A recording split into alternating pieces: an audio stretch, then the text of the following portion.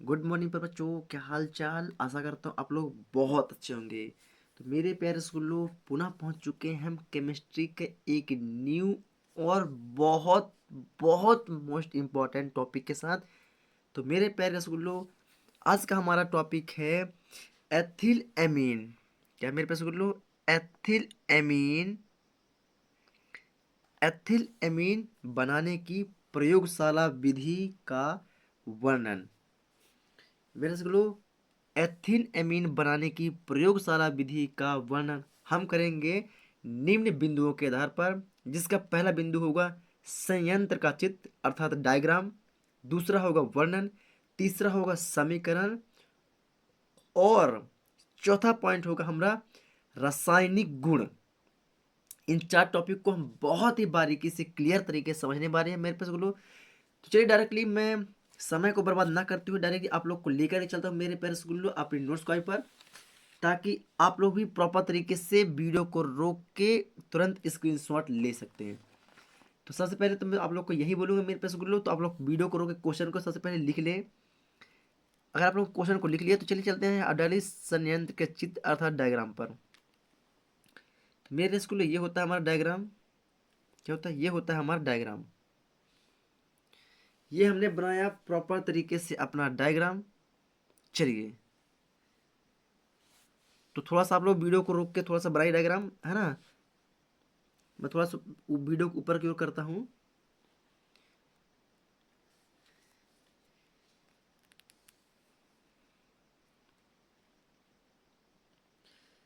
ताकि आप लोग को भी प्रॉपर तरीके से दिख सके और समझ में आ सके, है ना। तो मेरे प्रश्न को ये होता है हमारा डायग्राम।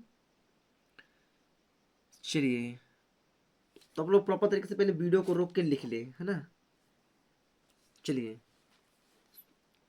वीडियो को रोक के डायग्राम को बना लीजिए। अब क्या करते हैं मेरे पैसे गुल्लू, अब थोड़ा सा हम आप लोग को इसके थ्योरम को बताते हैं। तो क्या होता है मेरे पास, जिसको हम क्या बोलते हैं, वर्णन बोलते हैं। क्या वर्णन? अब इसका वर्णन करेंगे।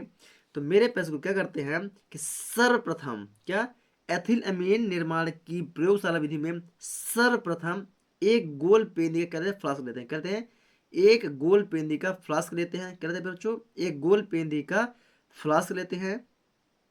तो गोल पेंदी के फ्लास्क में क्या लेते हैं? प्रोपेनामाइड। क्या लेते हैं? प्रोपेनामाइड और ब्रोमीन। प्रोपेनामाइड और ब्रोमीन को लेकर के क्या करते हैं मेरे प्यारे रसगुल्लो, उसके अंदर रख लेते हैं। क्या? इसके अंदर भरते हैं। और इसमें इसमें कीप की सहायता से, किसे? इसमें कीप की सहायता से, या इसको फनल ही बोलते हैं। क्या बोलते हैं? इसे फनल ही बोलते हैं। कीप या फनल की सहायता से 10%, क्या, कीप या फनल की सहायता से 10% के ओ एच अर्थात पोटेशियम हाइड्रोक्साइड की मात्रा, या 10% पोटेशियम हाइड्रोक्साइड के विलयन को मिलाते हैं और इसके मिश्रण को हिलाते हैं, है ना। किसके? ब्रोमीन और प्रोपेनामाइड। ब्रोमीन और प्रोपेनामाइड को लिए और इसमें 10% पोटेशियम हाइड्रोक्साइड के विलयन को मिलाए, और इसे तब तक हम हिलाते हैं मेरे पेरेस को लो, जब तक कि प्रोपेनामाइड, जब तक कि ब्रोमोप्रोपेनामाइड का पीला रंग ना बन जाए, या पीले रंग का अवक्षेप प्राप्त ना हो जाए। क्या? पीले रंग का अवक्षेप प्राप्त ना हो जाए। मेरे प्रश्न गुलो, जब पीले रंग का अवक्षेप बन जाता है तो इसे, तो इसमें पुनः, तो इसमें मतलब पीले रंग का अवक्षेप बनने के बाद पुनः इसमें पहले 10% डाले थे, अब इसमें 50% पुनः पोटेशियम हाइड्रोक्साइड का विलयन कीप से डालकर डाल देते हैं, और गोल पेंदी के फ्लास्क को किस में रखते हैं? जल उष्माक में रखते हैं। किस में रखते हैं?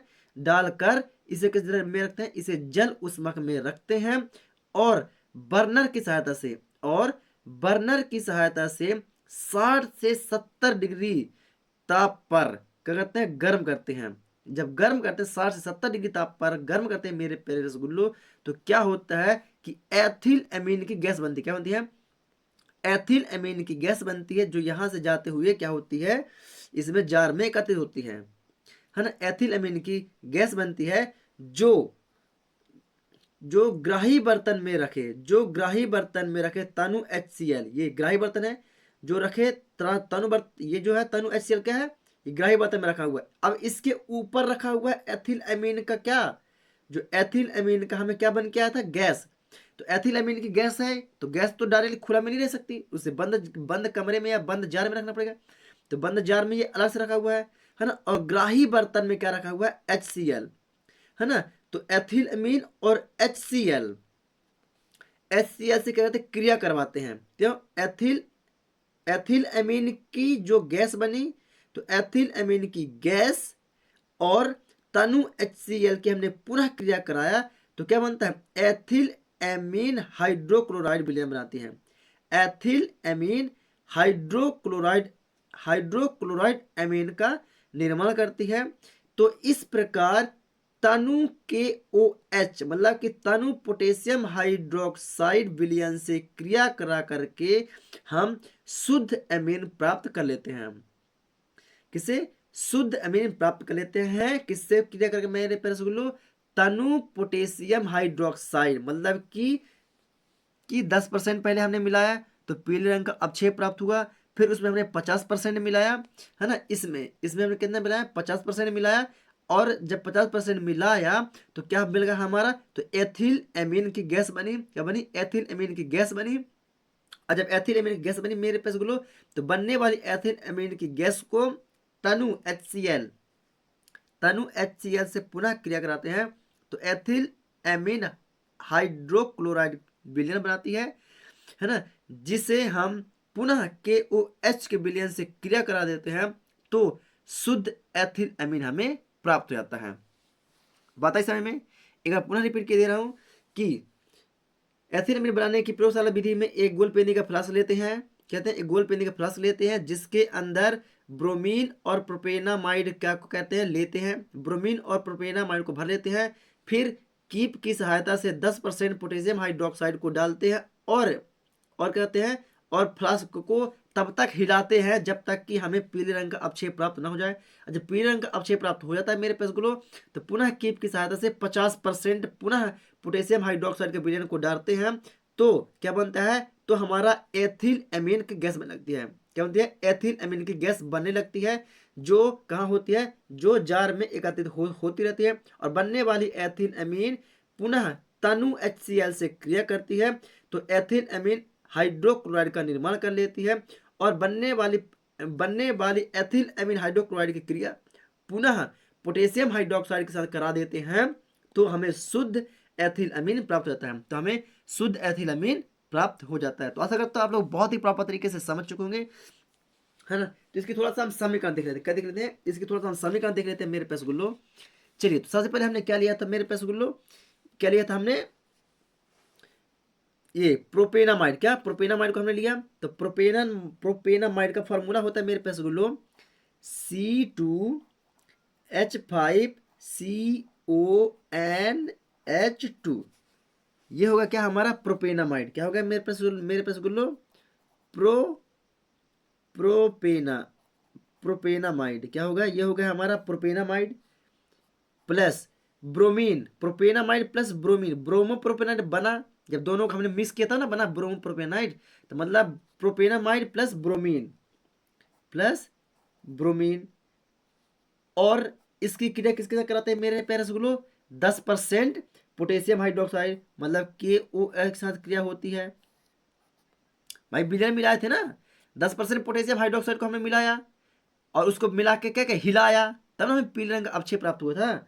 और फिर 60 से 70 डिग्री सेल्सियस तापमान क्या किया हमने, गर्म किया, तो क्या मेरा हमें एथिल अमीन की गैस बनी थी। क्या बनी थी, एथिल अमीन की गैस, मतलब कि C6H5 को हमने यहाँ से उठाया, C6H5 को हमने यहाँ उठाया, बॉन्ड N को उठाया, किस उठाया, या ये वाले N और H को उठा लिया हमने, बॉन्ड N और H को हमने यहाँ से उठा लिया, प्लस यहाँ से हमने Br को उठा लिया, किस उठा लिया, यहाँ से हमने Br को उठा लिया, प्लस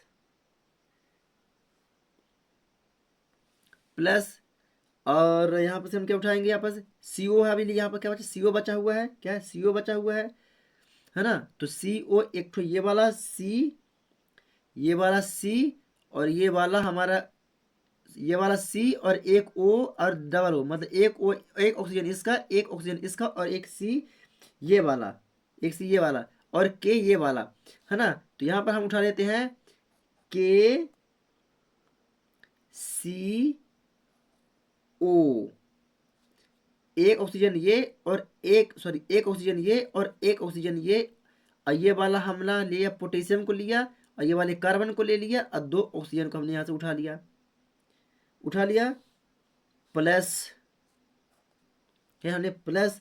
अब यहाँ पर क्या बच रहा है हम देख रहे हैं मेरे पास गुल्लो, यहाँ पर हमने क्या क्या ले लिया, NH2 को तो ये बार उठा लिया था, बस हमारा क्या बचा था, ये वाला बचा हुआ था, क्या हमारा हाइड्रोजन बचा था, क्या बचा था, ये बचा था हमारा हाइड्रोजन। ये अब जितना हमने इधर लिया उतना हमने इधर को ले लिया, लेकिन अभी समीकरण हमारी संतुलित नहीं है। क्या, अभी हमारी समीकरण संतुलित नहीं है। तो समीकरण संतुलित कैसे होगी, चलिए देखते हैं। तो मेरे पास गुल्लो समीकरण को संतुलित करने के लिए, क्या समीकरण को संतुलित करने के लिए, ये तो ब्रोमीन है ना, सॉरी यहाँ पर ब्रोमीन नहीं लिखा था मैंने, ये तो ब्रोमीन हो गया, क्या हो गया ब्रोमीन, तो Br2 तो मतलब दो ब्रोमीन होगा यहाँ पर, दो ब्रोमीन, और क्या करते हैं मेरे पास गुल्लो, यहाँ पर हम लगा देते हैं क्या 4, कहते हैं यहाँ पर कर दिए 4, कहते हैं यहाँ पर हमने कर दिए 4, मतलब कि 4 हाइड्रोजन हो गया, कि कितना हो गया, 4 हाइड्रोजन हो गया, 4 ऑक्सीजन हो गया और 4 पोटेशियम हो गया, और 2Br लिखा है। तो क्या करते हैं कि यहाँ से 4 है तो 2 पोटेशियम को यहाँ से उठा लेते हैं, कहते हैं 2 पोटेशियम यहाँ से उठा लेते हैं। तो चलिए, तो यहाँ पर हमने क्या लिख दिया, यहाँ पर हमने लिख दिया KBr और 2। तो यहाँ पास से दो Br में से एक Br यहाँ चला गया, एक Br हमारा कहाँ चला गया, यहाँ पर चला गया, सॉरी 2Br, दो पूरे हो, दो आगे 2 लिखा है, मतलब 2Br हो गया, सॉरी है ना, हम के की बात करें किसी के, तो पोटेशियम 4 थे तो 2 पोटेशियम तो यहाँ पर आ गए। अब 2 पोटेशियम और बचे, 2 पोटेशियम को हमने यहाँ कर दिया, 2 हमारा पोटेशियम भी हो गया प्यारे रसगुल्लो। अब यहाँ पर क्या हो गया हमारा ऑक्सीजन, कितना है, कितना ऑक्सीजन यहाँ पर 4 आगे है, मतलब इंद्रलाभ के 4 ऑक्सीजन हो गया। तो यहाँ पर हमने क्या कर दिया, यहाँ पर हमने कर दिया 3 ऑक्सीजन। अब एक ऑक्सीजन बचा तो एक ऑक्सीजन को हमने लगा दिया इसके साथ, इसके साथ। अब क्या बचा, हाइड्रोजन बचा 4, कितना बचा, 4 हाइड्रोजन बचा मेरे पास गुल्लो, कितना 4 हाइड्रोजन बचा। तो इसको हमने क्या किया, 2 यहाँ लिख दिया और 2 को हमने यहाँ कर दिया, तो 2 दूनी 4 हाइड्रोजन हो गया और 2 ऑक्सीजन हो गया। अब हमारी समीकरण क्या हो गई, प्रॉपर तरीके से संतुलित हो गई। देख लीजिए आप लोग भी कैसा ये क्या, यस, अब हमारी समीकरण प्रॉपर तरीके से संतुलित हो चुकी है। तो ऐसा करता हूँ मेरे पास गुल्लो आप लोग बहुत ही प्रॉपर तरीके से इसे समझ पाए होंगे। समझ में आए तो वीडियो को लाइक करें, चैनल पर है तो चैनल को सब्सक्राइब करके बेल आइकन को दबा लें। चलिए मेरे पास गुल्लो मैं आप लोग को लेकर चलता हूँ इसके डायरेक्टली विधि के वर्णन में। तो ये रहा मेरे पास गुल्लो इसका विधि का वर्णन। तो आप लोग वीडियो को रोक के प्रॉपर तरीके से इसका विधि का वर्णन करिए, है ना। डायग्राम को तो आप लोगों ने बना ही लिया हो वीडियो को रोक के। अगर आप लोगों ने वीडियो को रोक के डायग्राम को नहीं बनाया, थोड़ा सा आप लोग वीडियो को स्किप करके, है ना, प्रॉपर तरीके से बना सकते हैं। चलिए पे बच्चों इसका स्क्रीनशॉट कर लीजिए। एथिलमीन प्राप्त करते हैं, हाँ बस यहीं तक है। चलिए फटाक से स्क्रीनशॉट कर लीजिए। चलिए अगर आप लोगों ने स्क्रीनशॉट कर लिया तो अब ये रहा इसका क्या रासायनिक समीकरण, ये रहा इसका रासायनिक समीकरण। आप लोग रासायनिक समीकरण का प्रॉपर तरीके से स्क्रीनशॉट लीजिए। चलिए हेड डाल लीजिए। यहाँ पर क्या लिखा, लास्ट में H2O लिखा हुआ है, क्या लिखा हुआ है H2O। यहाँ लास्ट में क्या लिखा है 2H2O। प्रॉपर तरीके से आप लोगों ने यहाँ तक लिख लिया। चलिए अब बात करते हैं इसके रासायनिक गुण के, किसके रासायनिक गुण के। तो चलते हैं मेरे पास इसके रासायनिक गुण की ओर। चलिए पहले शुरू हम पहुंच चुके हैं इसके चौथे पॉइंट पर। तो चौथा पॉइंट क्या है, एथिल एमीन के रासायनिक गुण। तो रासायनिक गुण में पहुंच चुके हैं मेरे पास गुलो। तो रासायनिक गुण का पहला क्रिया होगी किसके साथ होगी मेरे पास गुलो, जल से क्रिया। किससे क्रिया करेंगे, जल से क्रिया, जल से क्रिया। रासायनिक क्रिया है इसकी, रासायनिक गुण है इसका। तो पहला होगा हमारे किसका, रासायनिक गुण जल के साथ क्रिया करेंगे। तो मेरे पास थोड़ा सा देख लेते हैं यहाँ पास इसकी हिंदी थ्योरम। तो क्या कहता है मेरे पास गुलो, इसकी हिंदी थ्योरम कहती है कि जब एथिल अमीन जल में विलय होता है, क्या, जब एथिल अमीन जल में विलय होता है तथा जल से क्रिया करके एथिल अमीन बना लेता है। मतलब एथिल अमीन जल से क्रिया करके एथिल अमोनिया हाइड्रोक्साइड बना लेता है। चलिए देख लेते हैं कैसे।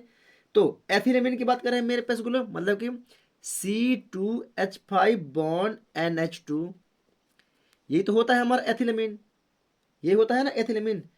प्लस किसी क्रिया करता है, जल से क्रिया करता है, जल से जिसने क्रिया कर लिया तो क्या बना दिया मेरे पास गुलो, एथिल अमोनिया हाइड्रोक्साइड। चलिए कैसे बना लेते हैं, यहाँ से उठाया हमने C2H5 बॉन्ड, ये वाला O और ये वाला एक H को उठा लिया हमने, तो यहाँ में हमने कर दिया OH, sorry sorry sorry sorry, यहाँ से उठाया NH3, ये क्या है NH2 है, और एक हाइड्रोजन इसका जोड़ दिए, NH2 है, एक हाइड्रोजन इसका जोड़ दिए, तो ये NH3 हो गया, क्या हो गया NH3 प्रॉपर तरीके से। अब जो बचता है उसे लिख देते हैं, तो क्या बचा, यहाँ पर बचता है एक हाइड्रोजन बचता है और एक ऑक्सीजन बचता है, क्योंकि हमने एक हाइड्रोजन इसके साथ जोड़ दिया, तो एक ऑक्सीजन एक हाइड्रोजन, तो ये हो गया हमारा क्या OH।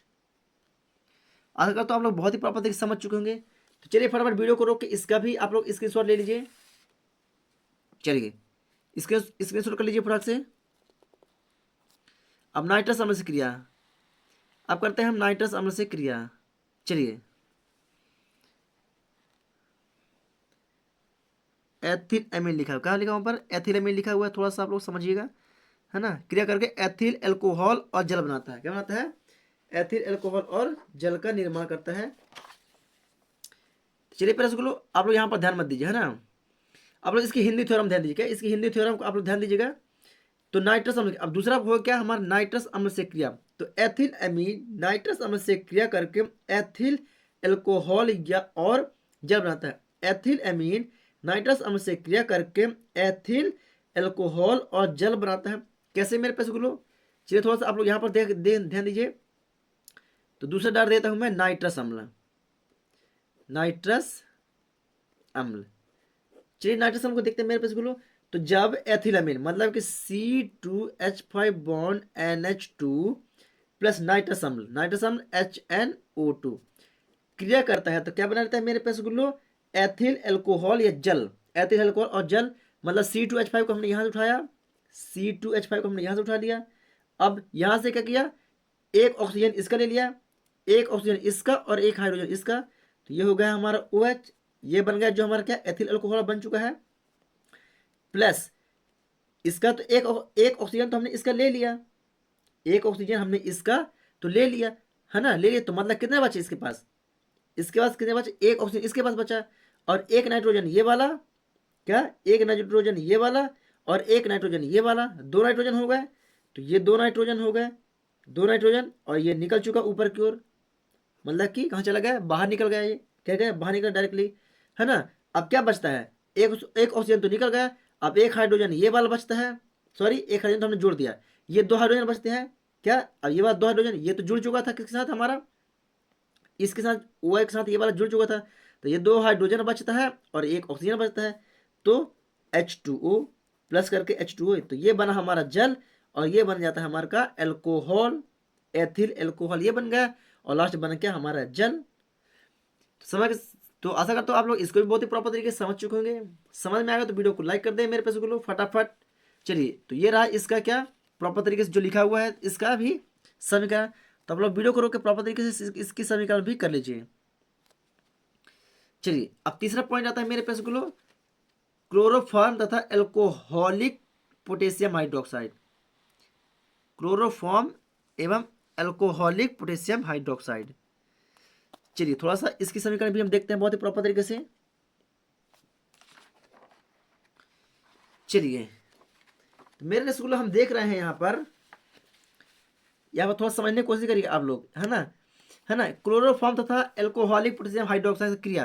तो मेरे पास गुलो जब एथिल एमीन की क्रिया, जब एथिल एमीन की क्रिया क्लोरोफॉर्म और एल्कोहलिक पोटेशियम हाइड्रोक्साइड के साथ कराते हैं तो एथिल एथिल आइसोसाइनाइड प्राप्त होता है। जब जब एथिल एमीन की क्रिया क्लोरोफॉर्म और एल्कोहलिक पोटेशियम हाइड्रोक्साइड के साथ कराते हैं तो एथिल आइसोसाइनाइड प्राप्त होता है। तो चलिए एथिल एमीन को सबसे पहले पकड़ते हैं, किसको पकड़ते हैं, सबसे पहले पकड़ते हैं हम एथिल एमीन को। तो हमने एथिल एमीन को पकड़ा, मतलब कि C2H5 बॉन्ड NH2 को हमने पकड़ा, plus chloroform CHCl3 plus alcoholic potassium hydroxide, मतलब कि KOH क्रिया करता है, क्या बनाता है, एथिल आइसोसाइनेट बनाता है। तो यहाँ से हमने C2H5 को उठा लिया, C2H5 को हमने यहाँ से उठा लिया, और यहाँ से उठाया हमने N को, और यहाँ से उठाया हमने C को, तो बॉन्ड लगा के हमने जोड़ दिया NC। ये जो बन जाता है मेरे पास, ये बनता है एथिल आइसोसाइनेट। एथिल आइसोसाइनेट बन चुका है हमारा। प्लस यहाँ से उठाया हमने K, क्या उठाया, यहाँ से उठाया हमने K, और यहाँ से उठाया हमने Cl3 को, तो ये बन गया KCl3, क्या, KCl3। चलिए यहाँ से उठाया हमने क्या, KCl3, यहाँ से उठा लिया हमने K को उठा लिया, यहाँ से उठा लिया हमने Cl3 को उठा लिया। अब क्या बचता है मेरे पास गुल्लो, यहाँ पर बचता है एक हाइड्रोजन ये वाला बच जाता है, और एक हाइड्रोजन ये वाला बच जाता है, और एक ऑक्सीजन ये वाला बच जाता है।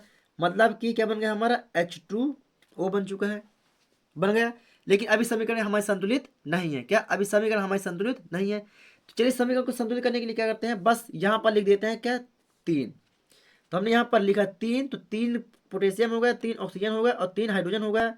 चलिए एक बार अब संतुलित करते हैं यहाँ पर आके। तो यहाँ पर अभी हमने क्या लिख दिया, यहाँ पर हमने लिख दिया 3, क्या लिख दिया हमने, यहाँ पर लिख दिया 3।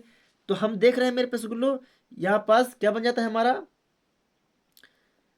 यहाँ पर 3 हाइड्रोजन ये वाला हो गया, कितना होगा, 3 हाइड्रोजन हमारा हो जाता है ये वाला, प्रॉपर तरीके से, कोई दिक्कत। तो हमने ये 3 हाइड्रोजन को कर दिया यहाँ पास, एक मिनट थोड़ा सा, चलिए कोई दिक्कत नहीं, कोई दिक्कत नहीं। सबसे पहले इसका पोटेशियम, तो 3 पोटेशियम है, तो 3 पोटेशियम ये हो गया हमारा, कोई दिक्कत नहीं मेरे पास गुल्लो। अब 3 क्लोरीन, 3 क्लोरीन हो गया, 3 क्लोरीन तो पहले से है, 3 क्लोरीन हमारा पहले से हो गया, कोई दिक्कत नहीं। अब ये बचता है हमारा हाइड्रोजन, तो कितना हाइड्रोजन हो गया हमारा, 2 3, मतलब कि 2 3 6 हाइड्रोजन, कितना हो गया, 2 3 6 हाइड्रोजन हमारा हो रहा है मेरे पास गुल्लो यहाँ पास। तो यहाँ पर हम देख रहे हैं मेरे पैरस गुल्लो कि यहाँ पास तो हमारा कितना है हाइड्रोजन है, 3 हाइड्रोजन ये वाला हो जाता है। और एक मिनट थोड़ा सा देखिएगा, मेरे बच्चों कहीं कहीं डिस्टर्ब हो रहा है क्या,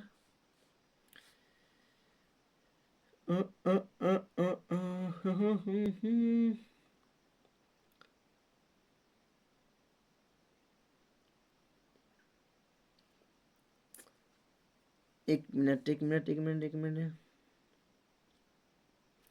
थोड़ा सा यहाँ पर देखते हैं मेरे पास गुल्लो, 3 दूना 6, 3 दूना 6, 3 दूना 6, 3 दूना 6। तो चलिए मेरे पास जो मिल चुका है अपना को फालतू अपना दिमाग लगाते रहते हो यार। चलिए कैसे मिलेगा अपना फालतू, देखिए यहाँ पर देखिए, डायरेक्टली देखिए सब मिल चुका है ना। देख शुरू से थोड़ा सा स्टार्टिंग देखिए, C2H5 यहाँ से उठाया हमने N, उठाया हमने यहाँ से उठाया N, और यहाँ से उठाया हमने C। N को पहले C को उठाया, तो हमने क्या जोड़ा, N और C को ये जोड़ दिया, बराबर, कोई दिक्कत नहीं। अब यहाँ से उठाया हमने K, क्योंकि यहाँ से उठाया हमने K, और यहाँ से उठाया हमने Cl, तो हमने KCl को जोड़ दिया, K और Cl को जोड़ दिया, ठीक, कोई दिक्कत नहीं मेरे पैर से गुल्लो। अब हमने उठाया यहाँ से 2 हाइड्रोजन, क्या, यहाँ से उठाया हमने 2 हाइड्रोजन, और यहाँ से उठाया हमने 1 ऑक्सीजन, तो H2O जोड़ दिया हमने। अब जैसे ही हमने यहाँ पर 3 को जोड़ दिया, तो 3 पोटेशियम, 3 ऑक्सीजन, 3 हाइड्रोजन हो गए, बराबर, कोई दिक्कत नहीं। लेकिन 3 क्लोरीन तो पहले से ही है यहाँ पर, तो 3 क्लोरीन और 3 पोटेशियम हो गया, क्योंकि हमने 3 जोड़ा, 3 पोटेशियम की डिग्री खत्म, 3 पोटेशियम हो गया, 3 क्लोरीन हो गया, ये भी बात खत्म हो गई। अब मेरे पास गुलो यहाँ पर क्या हुआ, 3 हाइड्रोजन बन गया, एक 3 हाइड्रोजन ये वाला बना, 3 हाइड्रोजन ये, और 4 ये वाला हो गया, कितना हो गया, 3 और 1 4 और 2 6 हो गया ना। तो 2 3 6, यहाँ पर हमने 3 लिख दिया, सभी का संतुलित है। थोड़ा सा मैं दिमाग पे ले जाते हो, तो आप लोग भी नहीं बताते हो कहाँ पर क्या डिस्टर्ब हो रहा है। तो चलिए मेरे पेरेंट्स को वीडियो पसंद आए तो वीडियो को लाइक करें, चैनल पर नया है तो चैनल को सब्सक्राइब करके बेल आइकन को दबा लें, है ना। और इसका आप लोग स्क्रीनशॉट ले लें। इस अभिक्रिया को मेरे पास कार्बन अमीन अभिक्रिया के नाम से जाना जाता है। ये कार्बन अभिक्रिया ही है, ये 2 नंबर में अलग से पूछ ली जाती है ना। तो वीडियो को लाइक करें, चैनल पर नया तो चैनल को सब्सक्राइब करके बेल आइकन दबा लें। मिलता है आप लोग को एक न्यू वीडियो, तब तक के लिए जय हिंद।